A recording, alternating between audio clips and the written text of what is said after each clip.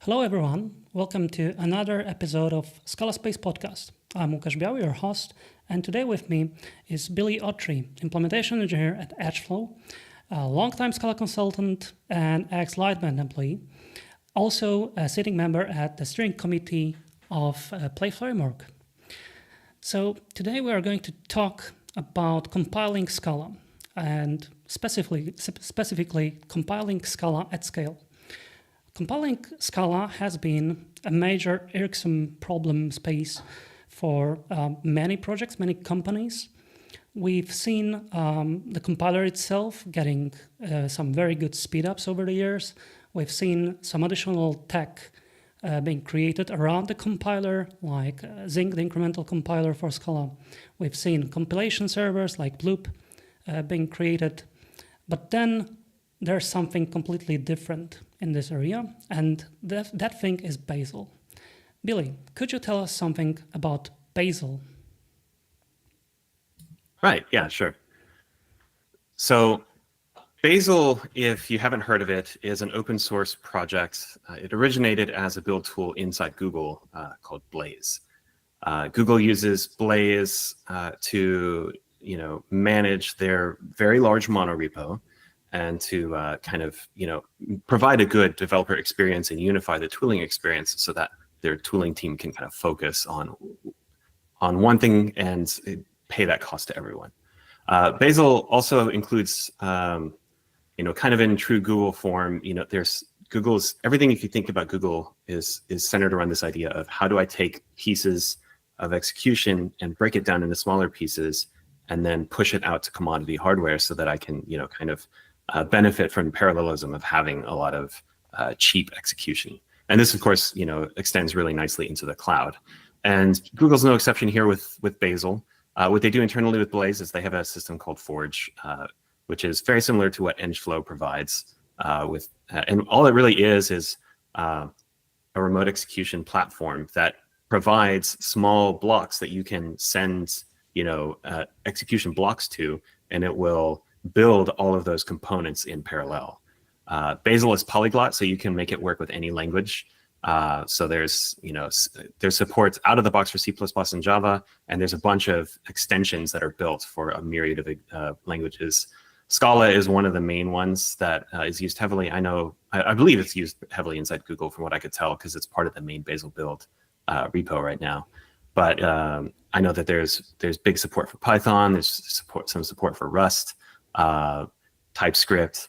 Any language that you can think of, there is probably a Bazel rule set for it, because it's totally extensible with a Python-like language called Starlark.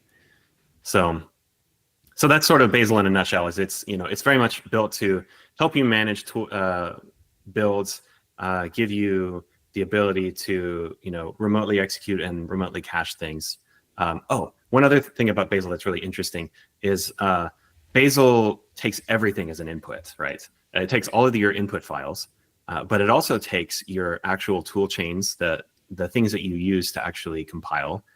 Those are inputs, and the flags that you use as well to any options that you might have that might change the build.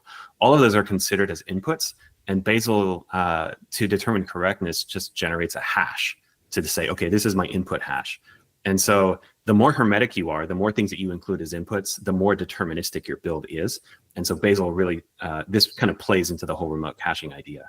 The more hermetic it is, the more that you can say, okay, this is exactly the same build with exactly the same inputs because my hash matches exactly. And if that's true, then you can go and get that, the artifact that was built for that by anybody and use it as a drop-in replacement for that, jar, maybe, using Scala as an example.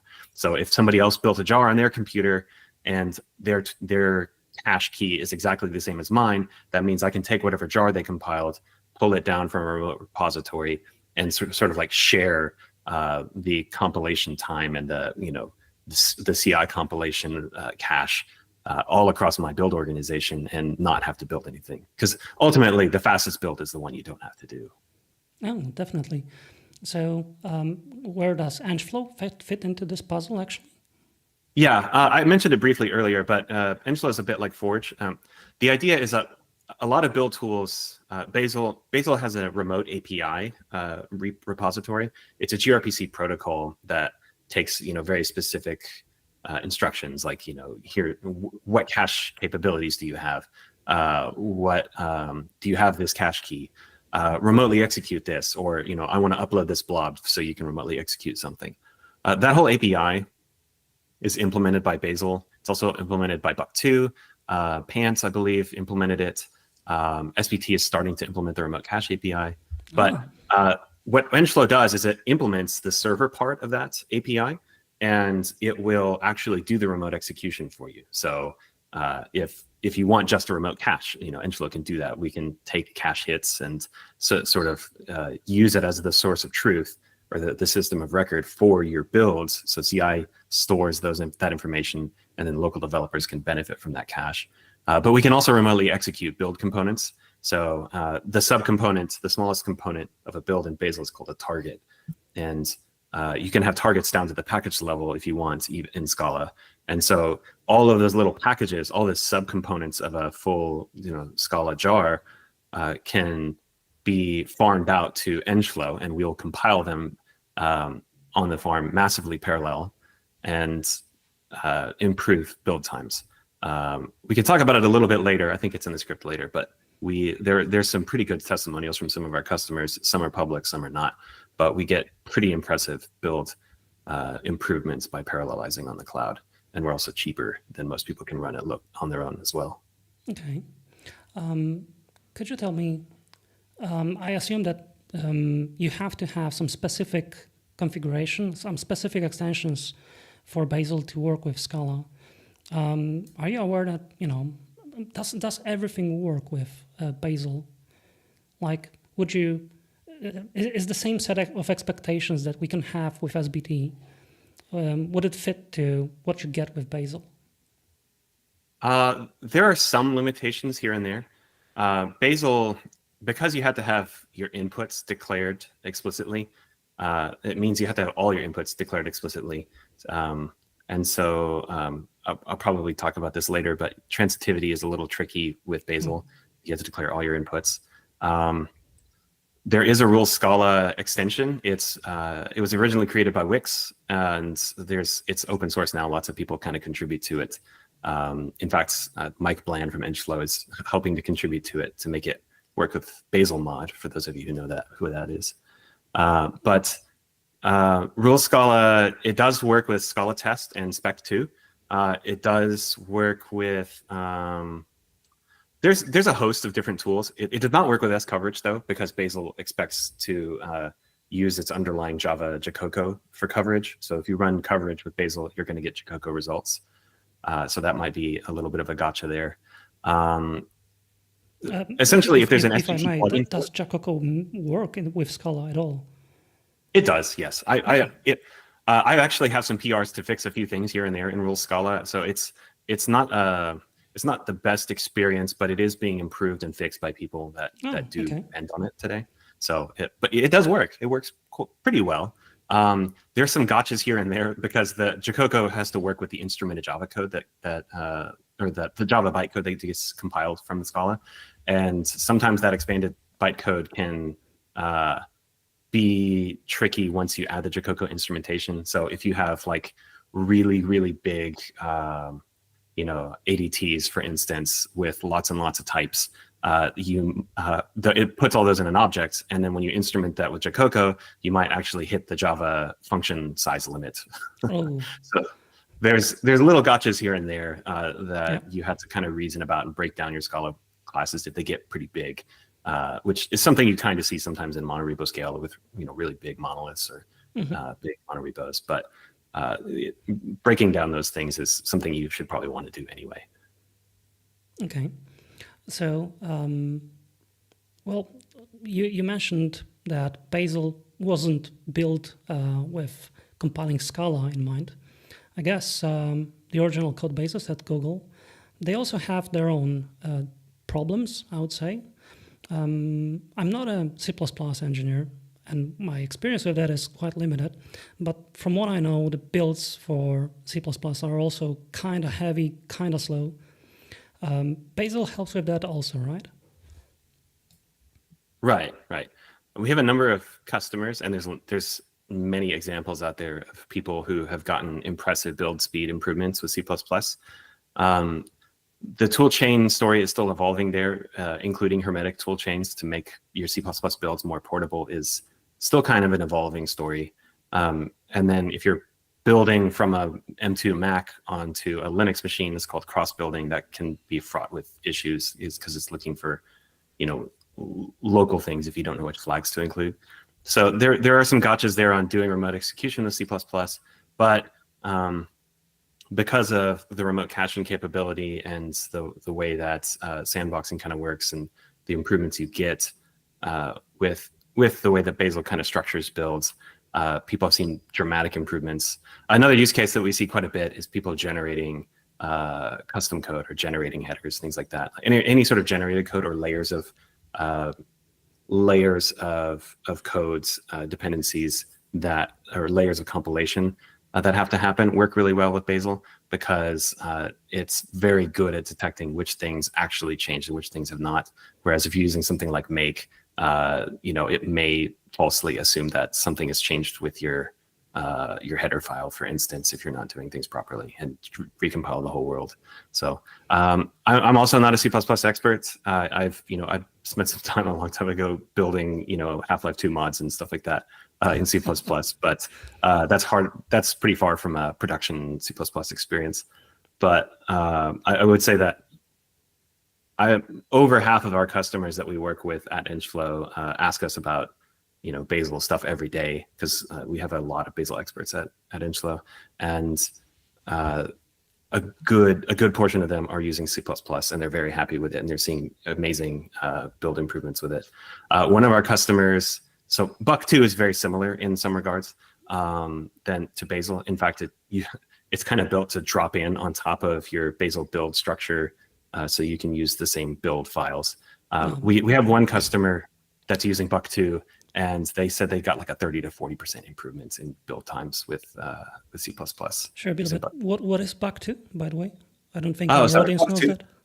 Yeah, so Buck 2, if you're not familiar, is a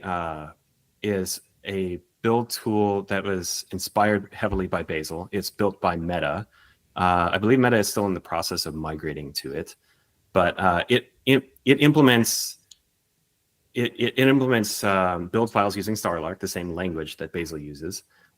It also uses the same remote APIs as Bazel, so you can use Buck 2 with Engflow or any other remote cache or remote execution platform. But it's built, I believe, in Rust, so it tries to be like more bare metal, a little faster. And it also doesn't have Bazel was originally built for Google and C++ and Java, so those are included. Those rules are. Buck 2 tries to not make any assumptions about what you're doing, and everything is an external rule set. It's a very green project. It's very new. I think it has some promise, but I think the community needs to grow before it can be really adopted by lots of customers. But it's very gaining a lot of popularity from what I can tell, and is I would think of Bazel and Buck 2 sort of interchangeably. The only thing I would compare is the remote execution experience and the developer experience and the support experience, because there's a lot more knowledge out there for Bazel. But I would consider them kind of like cousins as far as build tools go. Or competitors.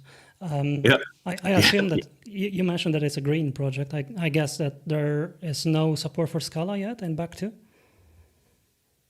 I don't actually know if there is or not. I know that you can't just drop in the Bazel rule set. It doesn't work like that. And so I would probably say that the most common thing that I see with Buck 2 is Rust. People trying to do Rust.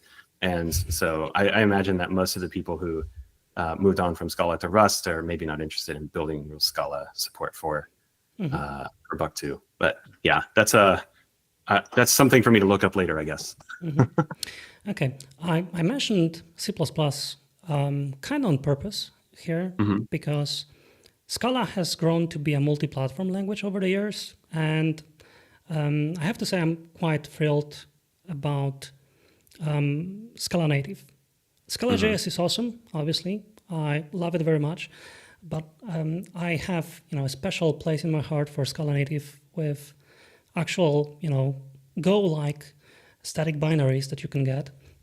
So I was wondering if you happen to know anything about support for something like that, for Scala being a cross-platform language with native extensions.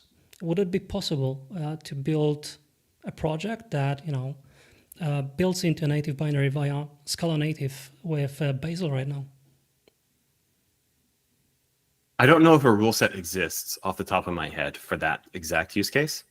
But thinking about how it sort of works, I imagine it should not be very difficult to do that. I think you would have to use Rule Scala. I'm pretty sure Rule Scala does not support Scala Native out of the box, but it would be pretty easy for you to just so you would have to invoke the Scala Native compiler on top of things, and you'd have to potentially build a rule set or some simple rules to kind of invoke those things. But it would not. It's so you might have to do a little bit of hand building if it doesn't already exist. I would honestly be surprised if it didn't already exist, though, because Scala Native's been around for a while, and Rule Scala has been around for a while. And there's, for instance, there's play rules out there. There's some Bazel stuff going on out there. There's a myriad of support for many Scala things in Rule Scala. So even though it may not support Scala Native directly, I'm sure somebody has like the drop-in rule set for that. And if not, come talk to me and we can, make it happen, I guess, if you're watching this. Cool. I was just thinking, purely hypothetically, because you mentioned that you can provide multiple different dependencies. The problematic case, I think, for Scala Native itself would be that you have to have correct def versions of artifacts, binaries. So, SO files, basically. So you have to have them present on the system. I think given that, we talked about compiling C++, there should be something that would allow you to declare those things as inputs, or not. I'm completely green. I have no idea what I'm talking about, but I would imagine it should be possible to just declare, okay, this is a Scala program, but to build it, we have to have those, DLLs. Yeah. So what you would probably do is, Scala Native is the thing that actually has to reconcile your SOs or your DLL files, those libraries. And so you can, the way that Scala sort of works with, not Scala, the way Bazel works with regards to all of that is that everything goes into a sandbox. And Bazel pretends that nothing exists outside of the sandbox as much as possible. And so the more that you can sort of declare, okay, these are the inputs that go into this, and here's the location where they are as dependencies in your build file, then Bazel will copy those files into the sandbox at specific locations so that you can link them appropriately. So that's sort of how you should think about that. Is that ideally you would fetch those dependencies externally somewhere, so that you can transport your Bazel build. But I have seen people do it where you have to build it on a certain kind of machine, and it expects it to be in certain locations, or maybe put it in a certain location in a Docker container so that you're always transporting the container. But yeah, that expecting your libraries in a certain place, or including them as inputs, is kind of necessary, because then you don't end up with we call that a hermeticity leak in Bazel. If you're not hermetic, and you're expecting things to be in the file system, that's a leak, and that can cause non-determinism. So it's actually kind of an anti-pattern. You want to try to prevent that as much as possible with the way that you're specifying your C++ libraries. And so as long as you include them as inputs, they get copied into the sandbox, they get linked properly, and that should be fully transportable depending on how you set all that up. Cool. That kind of sounds like pure functional programming. You only use your inputs, so the model seems to be quite fitting to Scala developers. Okay, so I wanted to ask you about if you have any insight into what are the actual gains. So, like, let's say a company decides to adopt Bazel.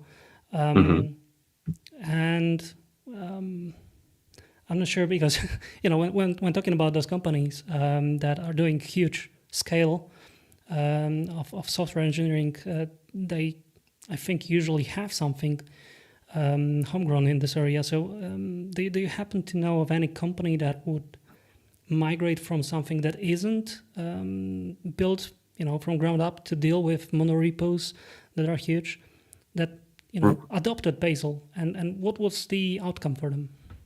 Right. So I will say that I have worked with very few companies that were not already in progress in their move from SVT or Maven to Bazel. I am aware that Wix has a blog entry out there, though. Wix is actually one of our customers, by the way. But Wix has published that their move from Maven to Bazel and from polyrepo into monorepo, which I believe is still in progress based on their blogs.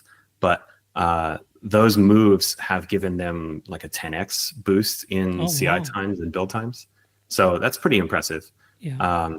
I do know that like you can go to Rule Scala and you can see a list of lots of folks that are using Rule Scala and using Bazel, which means they moved on from either Maven or SVT. And they have seen tremendous gains because they're still using it today, as far as I know. I know Lucid, for instance, has pretty famously used Play plus Scala. I think they're one of the providers for a Play framework Bazel rule set. Let's see who else is on that list. I think Gemini is on that list. Just pulling up the blog post right, or the so if you go to Rule Scala and you scroll to the bottom of their README, there's an adopters section. It lists Canva, Domino Data Lab, I've not heard of. It lists Etsy. It lists Meetup and Spotify and Stripe, Twitter. Wow. Yeah, I do know, for instance, Twitter. So Eugene Yokota, who obviously is a pretty big name in the Scala space, he worked at Twitter for a while, and he's got a talk actually at one of the Bazel cons where he talks about his experience sort of moving from Pants to Bazel and adding a plugin to kind of support a feature that was present in Pants but missing in Bazel for multiple versions of things. That was a need inside of Twitter. So that's a pretty famous example of somebody having something that they wanted to do in the build that was not present, and they just built it for Bazel. There's so Li Hoi, who is also another famous name in the Scala space. I do know for a fact that he gave a talk at BazelCon as well. So Databricks is where he was working at the time, and he was talking about support for multiple Scala versions, and he talked about their DevBox experience and how they sort of do Bazel builds and how they reconcile their monorepo. And so those are big companies with lots of smart people that are clearly using Bazel with Scala and see major benefits from it. So I don't have numbers on all those companies, unfortunately, because they don't talk about their major benefits there. But it's clear to see that they're seeing major benefits from not having to wrangle single build files. And I do know that one of the reasons that this is possible is, one, because of remote caching. It's like I said before, it's much faster to not build something you're aware of, and Scala greatly can benefit from that because of the JVM. But the other thing that's really interesting is that Bazel, the best practice in Bazel is to break up your builds by package. Whereas if you think about what you do with SVT or with Maven, what you typically do there is you have like a POM file for a major block or component or a jar. So you might have a jar that's my database jar, and your database jar might have hundreds of packages to deal with all of the different ORM things you're doing and all of the different data packages you're dealing with. And then you might have 5 or 6 components to deal with different databases. And those are all different jars, and they may have tons of packages as well. And so what Bazel does is it allows you to say, instead of building the whole hundreds of packages database jar, what I can do instead is I can just build I can just build each component and have a build file for each component that I'm using, and each of those components can be built, and be cached independently, so that you can kind of break up your big jar or your your SBT project into lots and lots of little projects that can then be remotely executed, remotely cached, and you don't blow up your entire build graph every time you change the commons library out from under it. So I guess that's a long hand wavy way of saying there's very few numbers out there for this exact thing, but because I think it's a sign that big companies are doing this, and I can imagine, based on what I know about Bazel, exactly the kinds of benefits you get from that experience. Yeah, I just wanted to ask you about 10x. It's kind of big, and what mechanics, what magic would allow Wix to get benefits like that. But once you describe the mechanics, I guess that's not something that you get out of the box, right? You just swap Bazel for SBT, and it just does everything faster. That would be weird, but if you actually do the thing you mentioned, if you slice your sources into very small pieces, that almost kind of sounds like parallelizing the compiler with a build tool. Yeah, that's exactly what's happening. So Bazel, the way that it actually works, the experience of using it is that if the first time I run a command on the command line, it will start a Bazel daemon in the background it runs on Java, so it starts a JVM, and it keeps it running in the background. So when you change a build file or you change something about the build, it will have a cache of all of the analysis it's done of your build graph, and it can compare what you've got to this hash of your analysis and figure out, oh, these things changed, and redo the analysis just for those pieces that changed. So it's very quick to determine which pieces changed in which subcomponents, and then go ahead and fix that about its internal reasoning of the build. And then when you actually say, I want to Bazel builds, this whole subtree, it will, it deals with the state of, okay, I know these are the targets under there, and I will go ahead and start building it. And Bazel has a concept called workers. So it will start workers up, like, a configurable number of workers. I think the default is half of however many CPUs you have. So if I have a 32 core machine that I'm running on locally, and I say, Bazel builds, this subtree with 100 targets in it, it will farm out that work to the 16 processors, the 16 workers running in 16 processors, and it will, crawl through that list and, determine what it needs to compile and compile it in parallel anyway.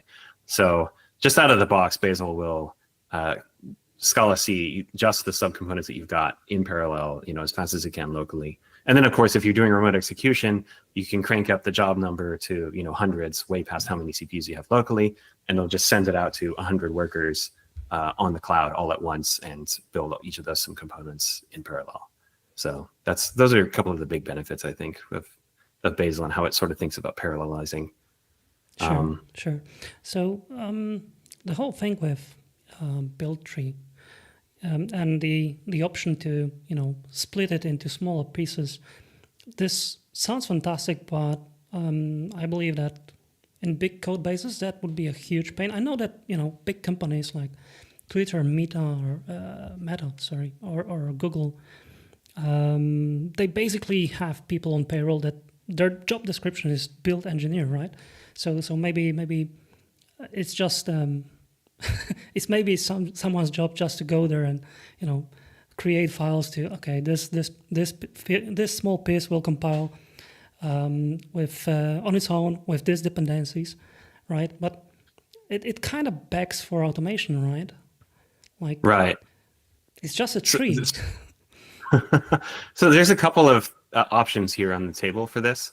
The most popular thing I think to do is Bazel has this very famous extension called Gazelle, and Gazelle was originally written in Google for Go, and the idea here is that it will actually, out of the box comes with support for Go and a few things, and a few languages, and if you have a Go code base and you say Bazel run Gazelle, it will crawl through your Go code base, figure out what the dependencies are for all of your different targets, and it will generate these build files for you with all the dependencies.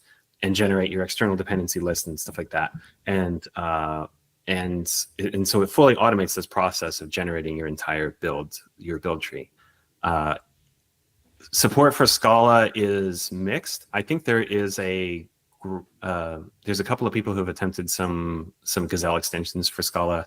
I'm not sure what state they're in right now, but I do remember when I was working closely with one customer or one employer actually, that when we looked, there wasn't anything that looked promising, and so we were talking about sort of building our own. That may have changed since, because it's a growing ecosystem. BazelCon has, I think, 500 people going to it pretty soon, and so maybe that the Scala extension exists or is in beta form or something like that, or maybe it exists and it's a little bit dead. But that is to say, I guess a long way of saying, yeah, there is automation that you can do to generate build files if you want to. Bazel won't fix a bad build graph though. So if your solution is I'm just going to generate the build graph every time and save on my developer experience, what you're essentially doing is you're trading out, for an interpreted experience of generating build files, which costs every time. Whereas you can kind of think about if you generate your build files by hand or with some basic automation and then check it in, then you are sort of caching the state of the build graph as build files in your file system, and then Bazel just has to parse those and then look for the differences. So some of that analysis and building of the build graph and in code analysis doesn't have to happen if you sort of do it yourself a bit, which can be pretty daunting for a pretty large code base. But yeah, that's what I've seen other people do sometimes as just like migrations are fundamentally about taking a big task and dividing it into small subtasks. I come from the microservice world, obviously, because I used to work at Lightbend. And so, a big pattern there is the strangler fig pattern where, the strangler fig slowly, like it grows one little bit and then, the other little vines slowly take over the tree that it's, taking over. And so you can think about a Bazel build that way. Like you could do what's kind of like a lift and shift, just like have build files for whatever my SPT subprojects are. And that's a very naive way. It won't get you that many benefits out of the box because you're not able to parallelize very far with your build. And the remote cache hits aren't going to be any better than you would get already with SPT. So you might not see much speed benefit if you do that, maybe a little bit. But as you start to, as you have these first few vines, you can break them down into, smaller components, smaller project builds, and peel it off that way. So, and then the other thing that I would say is, I can show this later. I have a little bit of a demo we can get to later, but there's a way to turn on transitivity with Bazel.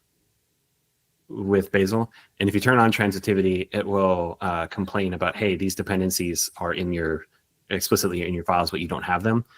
You should run bulldozer to add these dependencies. And so Bazel has in its engine the ability to make recommendations about which dependencies you should add. So that's not fully automatic, but it at least gives you a hint towards what you could use to generate some automation with log outputs. I'm kind of suspicious. Are those recommendations actually useful? Sometimes. It's a little bit like working with AI, I guess. With AI, you ask it a question and it gives you an answer.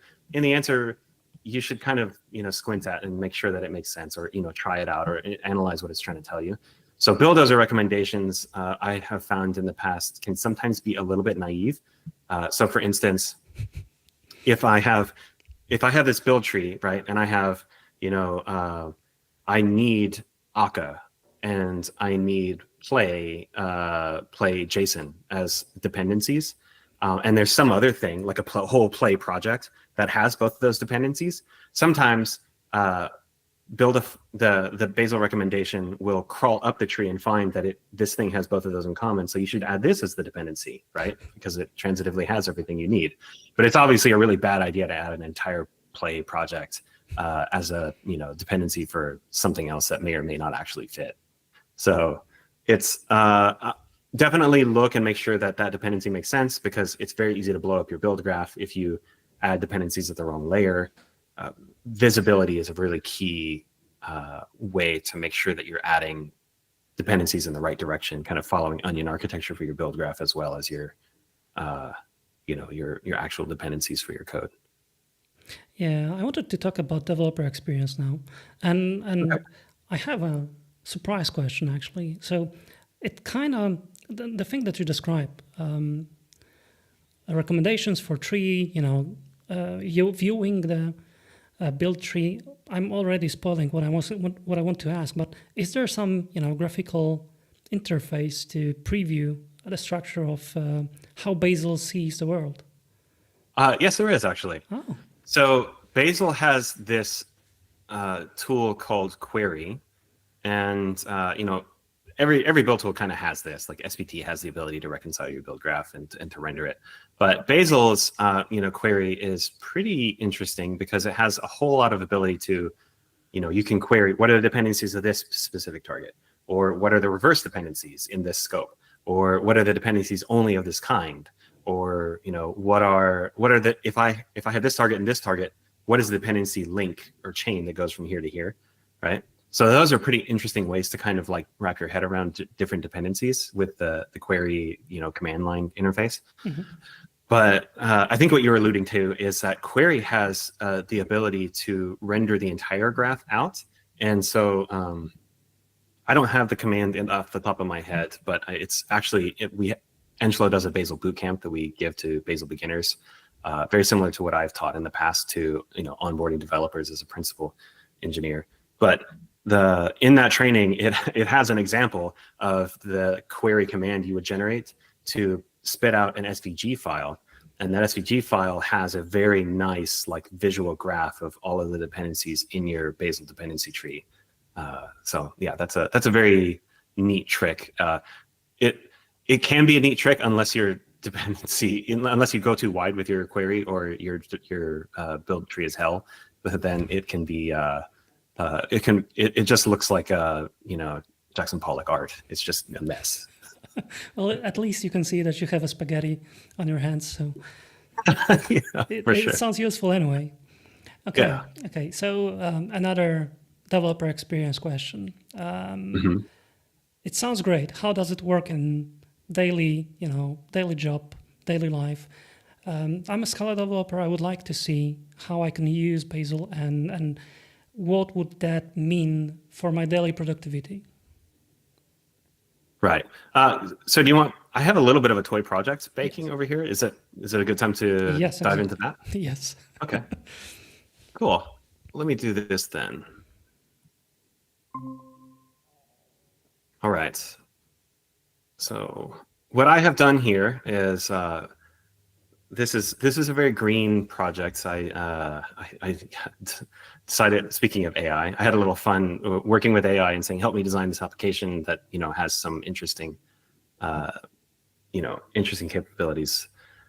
So this project, I guess, to kind of go into it very briefly, the idea here is in Bazel, you typically, because you can have multiple languages, what you typically do here is you say, okay, I want all my Scala code to be in a Scala folder. And you put your Java code in a Java folder, and your Go code in a Go folder. Because otherwise you can have quickly, get out of hand with your dependency graph here.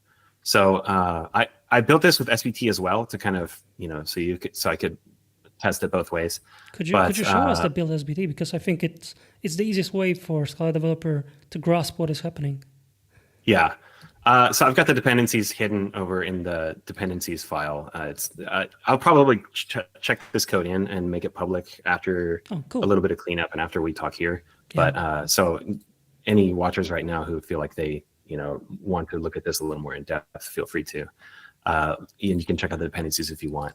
But the idea here is just that I have two projects. And the projects are looking at the weather API clients and the weather data folders for their different dependencies. And then this, I didn't name these very well here, but weather API clients is this project, project one, and the weather data project depends on the weather API client because the weather API client has a data class in it. I didn't think through this design of the application very much. I just wanted something that had some interdependencies, and so I asked, Google's Gemini to design something for me, and this is what it came up with. So maybe if I were designing it, I probably would extract the data into a separate project itself as well, but here we are. Okay. And so obviously, since this is SVT, and Bazel. I've got my source. Okay. I've got but it's hidden here because of reasons. But it's source main Scala here, right? There's source main Scala weather client is the name of this directory tree. Weather.client is obviously my Scala package. And I've actually imported this using Bazel. So there's a little Bazel button here because I didn't import this SVT file for IntelliJ to use. I just imported. Okay, so at least you're not cheating here. Yeah, exactly. Yeah. What's going on with the code itself? So this API key, I'm going to delete it after this. So nobody get really tricksy and blow up my one weather map account that I care so much about. Yeah. But the idea here is pretty simple. It's just like going to this API and it's getting the weather, right? I'm actually not a cats person. This is generated. This is what Gemini recommended to me. So it's kind of funny for me to dip into some cats here. I haven't spent that much time with it. So it's seriously in HTTP for S. But yeah, there's nothing really magical going on here. It's just going to the URL and it's getting it and it's munging that data into a weather data JSON format. And this is the weather data format. It's not too exciting. I did add a little bit of a function to this case class to convert this API will give you the data for the temperature in Kelvin, funnily enough. Anyway, so I just have a little function to turn this into the Fahrenheit temperature. And then the weather data is not doing much interesting either. It's just a repository, and it's just storing stuff in H2. Probably one of the things I'll do before I'm done checking this in is I'll add a third component that actually stores all the data in here. But this is the second bit of plumbing where we're storing the data in memory in H2, just storing as an ID in the key. You look up things by zip code, and you get the temperature. You store the temperature, and then this in the data structure is actually the condition. Okay. So that's the sort of structure of the actual application itself. The way that Bazel kind of works in the mix here is Rules Scala does not yet support Bazel mod. I guess for people who are new to Bazel, what's happening is that Bazel traditionally has a thing called a workspace file, which is this really big. It actually looks a bit like this. It's this really big list of imports, and you download HTTP archives at specific locations. And so what you have here is HTTP archive. You use URLs, and you download based on that hash a whole tar GZ of an outside Bazel rule repository, and then you declare functions to kind of add layers. Okay, now that you downloaded Rules Scala, go and download its dependencies and set up its tool chains. Now that you downloaded Rules Proto, set up its dependencies and its tool chains. So that's what a workspace file looks like. Google has moved to something called Bazel mod since Bazel 7. And the idea here is that as much as possible, instead of downloading the whole HTTP archive from GitHub or anywhere, and then taking that thing and having to execute all of its methods to download its transitive dependencies, Bazel mod just allows you to have a Bazel dep function invocation here. Okay. And you can specify the name of the dependency you want, the version, and it will do all this automatically for you based on how the rule is set up. So the experience is if you're using Bazel mod well, and how I'm going to use it for our developer productivity experts course at Engflow, it should just look like this. You'll just have a series of Bazel deps, and then there will be a lock file that has all of your transitive dependencies for Bazel mod. Yeah. Oh, okay. So that's Bazel mod, just in a nutshell. So, but you don't have to worry too much about this. Usually, this is stuff you only have to do once. Probably the most interesting thing here, though, is I'm using Rules JVM external to do Maven fetches of artifacts, and so this could probably be extracted out into another file. I haven't done that, but here all I'm doing is I'm saying, okay, this is the Mavenish string to go and download my dependencies that I actually care about. So these are all my external dependencies.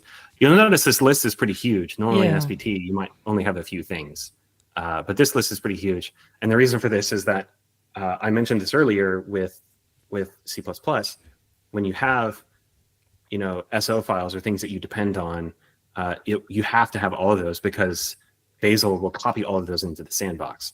And so if you don't declare it, Bazel pretends not to know about it, and even if it knows it's in scope. And so you have to, as much as possible, include the transitive dependencies pretty far down, actually. There is a little bit of a trick. So in my build folder, I have a tool chain here. You can declare a Scala toolchain that is based on the default toolchain, and you can set dependency mode equals transitive, and that will get you some transitivity. And this is actually what I did to tell Bazel, hey, I need these transitive depths, and then it started complaining about, hey, you're missing this dependency, you're missing Scala lang, even though you're using Scala lang future, is one example. So it recommended use, bulldozer, add dependency, Scala lang to this file. And so I use that, and that's actually why I have Scala lang in my weather API client class. Okay.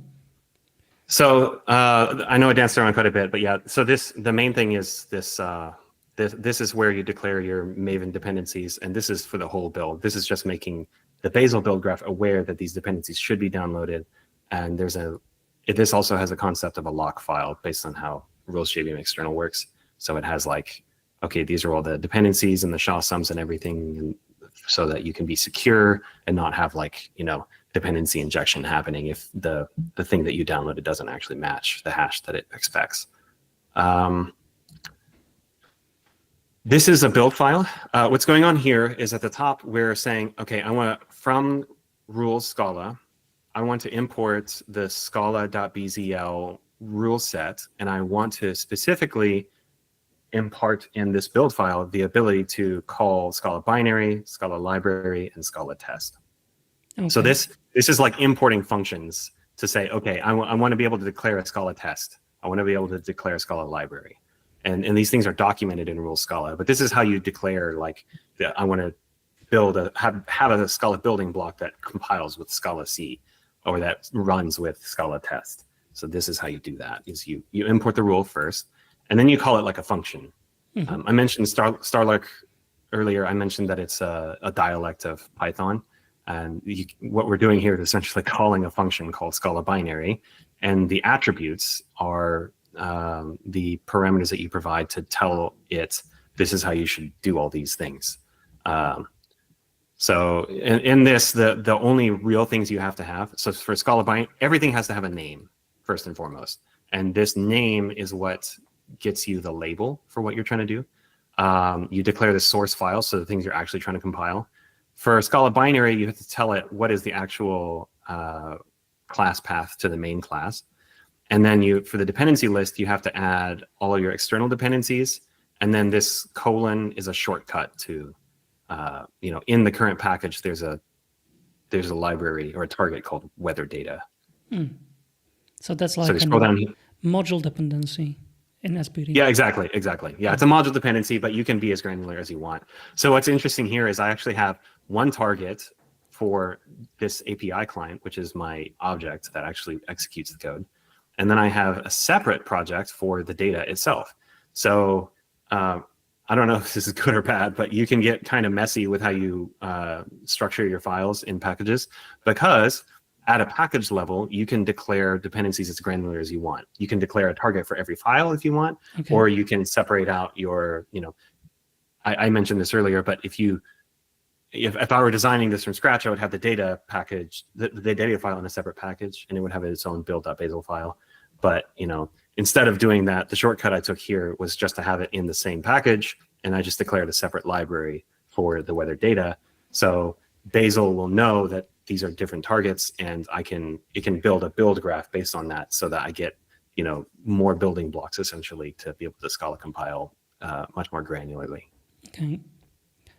Yeah. Okay, so let's I'll get back to to how the definition looks like, because it mm-hmm. looks kind of arbitrary to me. But yeah, we'll get back to that.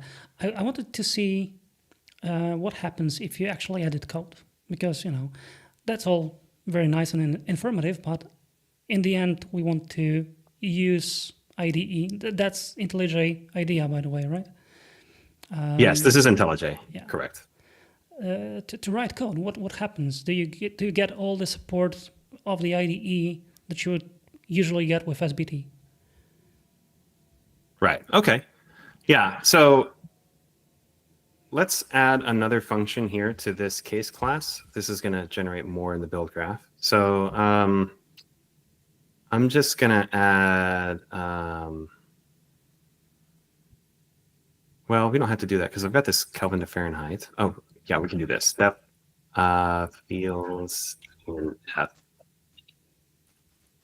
Right? Mm-hmm. So you can see it's doing some recommendations already. So, you know, the tooltips are working.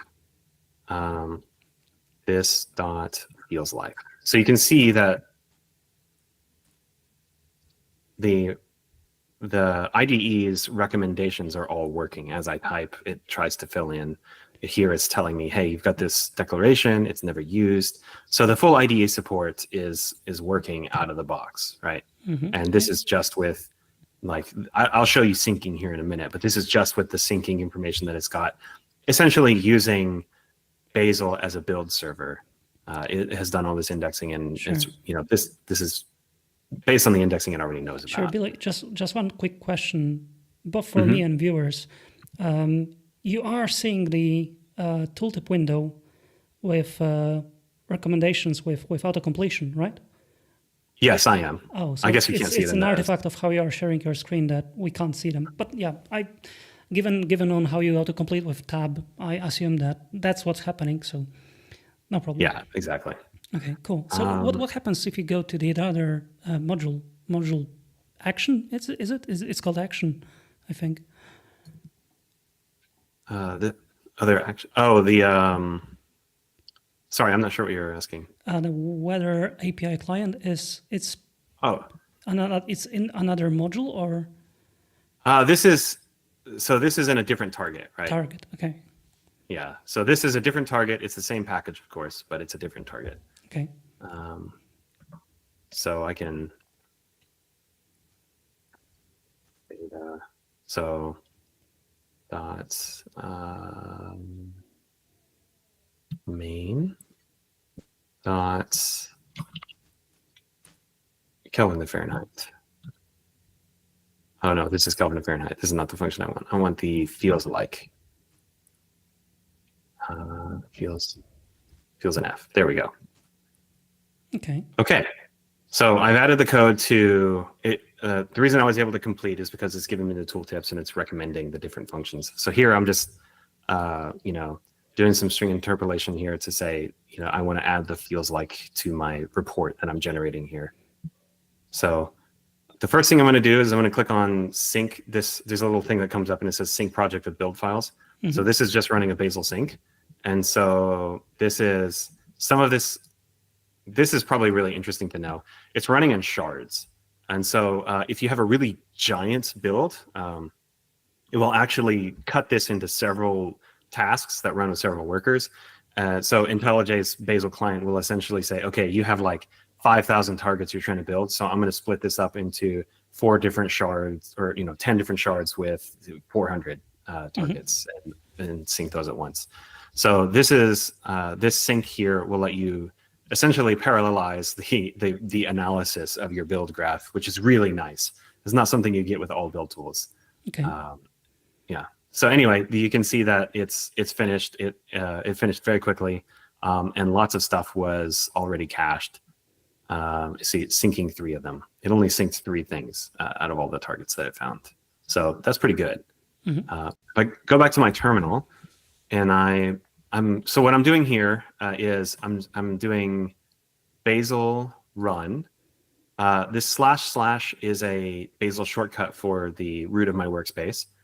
And then there's this, and then here what I'm doing is I'm printing out the whole path to this code.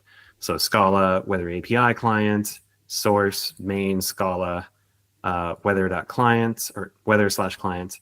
And then in that weather/client, I'm calling the colon as a separator to say, okay, this client is the package that I'm actually looking for. And in this package, should be a target called weather API client. And so in this build file, this is that name. This is where the name comes in. The name is the target that you're sort of using here to point your invocation at a specific thing. So I'm going to run this, and it compiled, and you can see that it only compiled a few things. Normally, if you're running Bazel from the start, it has to go and do everything that's in the workspace. So it has to go and make sure that the Maven dependencies are there. It has to go and download them, make sure that everything matches what you've got in your log files. It has to go. Sometimes it has to. If you have rules proto, it has to go and recompile protobuf, which is a little bit goofy, but it's a thing that happens in Bazel pretty often with the rule set. And so sometimes you can have like a bunch of actions that sort of run the first time. But because I have all of that cached already locally on my local disk, it just found the only pieces that it needed to, and it compiled them, and then it ran. And so you can see that I've got my feels like and my actual temperature in Little Rock are apparently very similar. So okay, there you go. Okay, this looks quite promising. I have to say that I also talked around with my colleagues at VirtusLab because I was curious whether it's possible to use Bazel with metals. It turns out that it's something that is an ongoing work by our engineers, but not only by them, obviously. It's an open source effort that we are participating in. And I managed to run a repository by Riki Taniguchi, one of our engineers. I've switched to the build for that. And to my surprise, it works, but with some caveats. It's actually very, very sensitive on whether your code actually compiles. So it compiles on safe from what I can see. I should have probably disabled Copilot so that we can see. Yeah. So yeah, you can see that methods are here. I can say for each print line. Now, for some reason, I can't see run button here. So that's a bit, there's no Scala FMT, cool, just created. So that's a bit disappointing. I would like to run this class, but it doesn't seem I can. There should be a terminal somewhere here.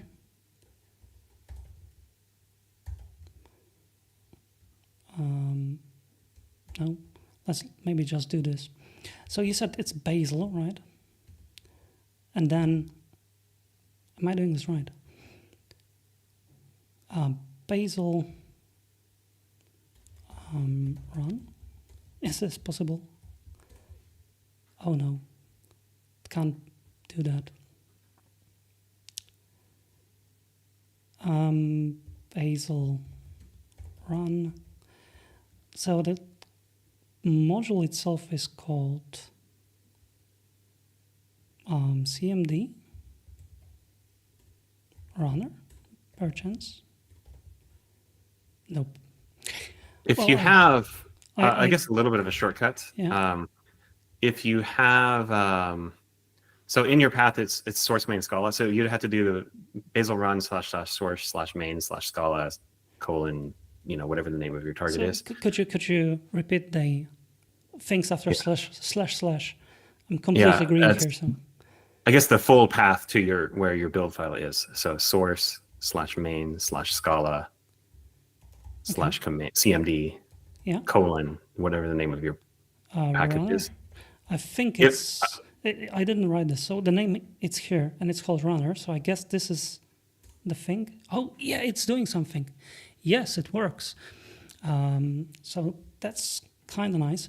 I wanted to see, because the demo itself, it has two modules, similarly to what you have just shown. There's greeting that is living in this target, and there's CMD that is living in this target.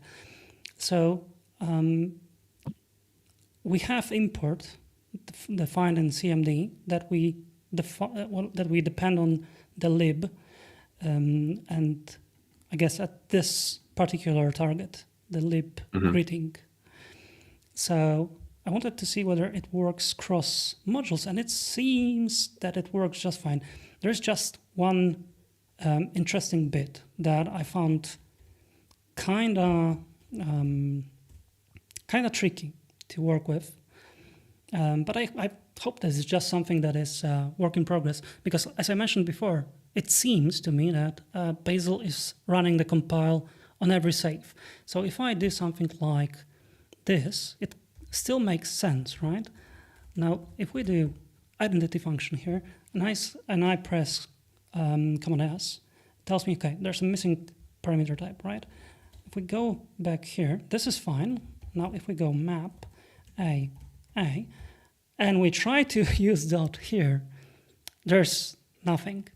And I think it is basically just because the code doesn't compile. So the integration at the current point in time doesn't seem to reuse the previous data set like it does with a vanilla, let's say, use of metals with SBT, because it then uses the existing Scala meta files, semantic DB files.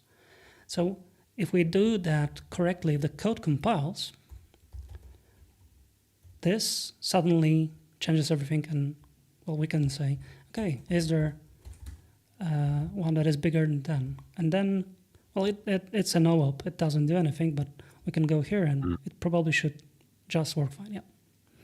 So it seems to work with some limitations.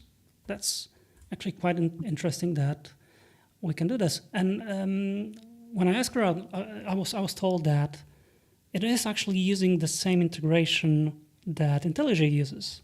There's a Bazel BSP running as a build server protocol server that is handling communication between metals and Bazel itself. Yeah. So I think that the same possibilities that are open to IntelliJ are also open to metals, and that's good. That's something that I would like to see more often in the tooling world. Okay, so those features, those basic code development features that you need in your daily work, addition, auto-completion, suggestions, imports, that seems to be or working or getting there, right? But I wanted to ask about more specific things. Like, you are a sitting member of the steering committee for Play framework, right? Play is very famous for having a feature that was considered unique. When I came to Scala community, that was one of the most common arguments for using Play instead of something like, let's say, Spring, that, okay, you just run it, you say SBT run, and then you get this magical auto-reload experience that if your code doesn't compile, you can see that in your browser, that, okay, there has been a problem in the build, you have to fix something here, a piece of code. There was also the magical reload, so if you change stuff, your browser refreshes. And obviously that feature was strongly bound to SBT because SBT was the default build tool for Play. I wanted to ask if things like that can be recreated with Bazel, or is this just not possible? I think it is possible to do this. Fundamentally, what you're talking about, the dev mode in Play is an SBT plugin. It's running code that is out there. It exists. As far as I know, the existing Play framework libraries that exist for Bazel do not do this out of the box. So they're not running in this sort of way where it runs, in dev mode and is farming back out to Bazel or anything like that. So that functionality, I think, is not there. However, I will say that,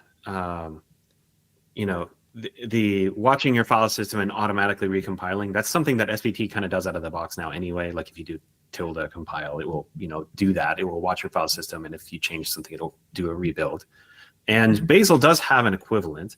There's a library in the main Bazel builds ecosystem called iBazel, and it might be called a file watcher. I can't remember the name of the project. I'll look it up, and you can leave it in notes after the podcast, I guess. Sure. But it's called iBazel. If you Google iBazel, you'll find it pretty quickly. And it is a file watcher that runs, and it just essentially will continually watch your file system and will run Bazel builds on the things that change after you save them. And so using iBazel, you can get that recompile magically after things change functionality. It works pretty well from what I've seen and what I've talked to people. And I think that with that, we could easily pair it with some of the other stuff that's going on with the Play dev library to hook up to the browser and auto refresh and get the rest of that. I think it has to be built though. So I guess the plumbing is there, but the magic wiring needs to happen to make it all kind of work together nicely, or it needs to be, kind of documented and built that way. Sure. Most of the Play libraries I see today right now for Bazel, they're just doing the basics. So there's three pieces that have to happen for all your Play stuff to work. You have to compile your twirl, you have to compile your routes and reverse routes file, because that routes file has to compile down to Scala at the end of the day. And so those pieces do work. I've seen people implement them with very basic rules in personal repos, and the Lucid. If you're familiar with Lucid charts, they're the ones who built the Play library, and it has that functionality as well if you use their library. So cool. So it is possible to just start with Bazel and work with Play framework. That's quite nice. So what are we left with in terms of stuff that isn't really nice? I would say that this transitivity that you mentioned looks troublesome, to say the least. The fact that you have to declare all the dependencies, all the transitive dependencies, the things that you never think about, you just, I'm taking that library. You don't care about 10 things that it pulls into. On the other hand, it might be actually quite inspiring to see how much stuff we pull into our builds. if we are, it might be, educational. To learn just how much stuff it costs to take into the build. But is there any way to? You mentioned Gazelle, right? Is Gazelle? Right. Do you feel it's going to be possible to have the nice workflow that we have with SBT? Okay, I want to use Play, right? Mm-hmm. And there's a top-level artifact for Play that pulls a lot of stuff for you into the build. It would be nice to have workflow like that with Bazel. That I want to use this thing, just import everything that it needs, everything that I need for this to compile. There is a library out there that I have seen used. It's called Bazel Deps, and of course, YAML. Oh. It's YAML. Okay. But you declare your dependencies in YAML, and you run a Bazel command, and it will interpret that YAML and go and download the dependencies for you. And it will also go and download several of the transitive ones. So what I was doing earlier with rules JVM external, where I was declaring everything at the root level and then going and importing it into the other build files, it removes half of that. You only have to declare the things that you care about, and you can set transitivity on it, and it will transitively download everything that it knows about that sort of, extends from the libraries that you're sort of adding. Sometimes if there's collisions, you have to pick the version or add it explicitly. So it's not, perfect, but, dealing with external dependencies is never perfect. The Bazel Deps library isn't without its warts, though. I have seen where I don't know if today's version of IntelliJ plugin has problems with it, but I have seen where other versions of the IntelliJ plugin break with the way that it sort of deals with jars and iJars. And so sometimes if you go and look at the source code for a particular library, it's not as nice of an experience, but That aside, it is a nicer, I guess, developer experience for including an outside dependency and putting it in a file, run a command, and then it sort of works. So that is one thing that you can consider.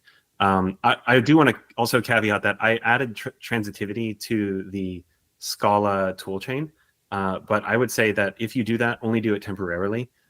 There's a +1 mode that is a little nicer to use and is not quite as dangerous as just adding full transitivity. Because I think if you add full transitivity, you can really end up with dependency loops, for instance, and Bazel does not let you have loop dependencies, right? And so you can also end up with really ugly things in your build graph. I've seen that happen where somebody had transitivity turned up for far too long, and they ended up building very whole play libraries into very low level things. And so when you change something in it literally burned the entire build graph. And so transitivity is a double-edged sword in this way. You have to be careful with it, but you can tweak it. And my workflow would be to turn it on to make it nice, figure out what I'm missing, add those things, and then turn it back off. Okay. I guess it's something you get used to when working with Bazel. Yeah. But there are, those hard to ignore benefits like the 10x improvement in compile times and CI speeds. So just to finish our discussion gracefully, there are probably lessons learned when taking a look at the build tools built to handle monorepo scale pieces of software. Do you think there are things that we can the lessons that were learned, we can apply them to build tools that we use in our daily life outside of companies that have huge monorepos? So the remote API that I talked about earlier is kind of a rallying point. It was originally created by Google for Bazel or for Blaze, and it's a mechanism by which they can form builds out and cache hits out. And I happen to know for a fact that there are companies out there building plugins for other tools and using this remote cache API to essentially work with, tie together your applications with an application like Engflow, so you can have remote cache with the other build tools. And I do know, for instance, I mentioned Eugene Yokota. He's obviously very big in the SVT space. I've been working with him recently, kind of helping to figure out what we need to do to get SVT2 out. And the reason that's interesting is that SVT2, Eugene has been very inspired by how Bazel does things very clearly. And he has been changing Zinc and SVT to use the same remote API. So you can, it's SVT is about to hit milestone 1 pretty soon. It's very green, and the remote cache feature is, still just like initial phase. It's very proof of concept right now. But when it comes out, in theory, the idea is that I would be able to build my thing with SVT 2.0, and if I have a remote cache set up, then if I build it again, or somebody else builds it with the same cache hit, I won't have to do that again. So essentially getting this benefit of Bazel just at the cache level to say I can share builds across different systems and not have to build things that other people have already built. And so this depending on your build graph and how many projects you are and how big they are, this can be a big game changer.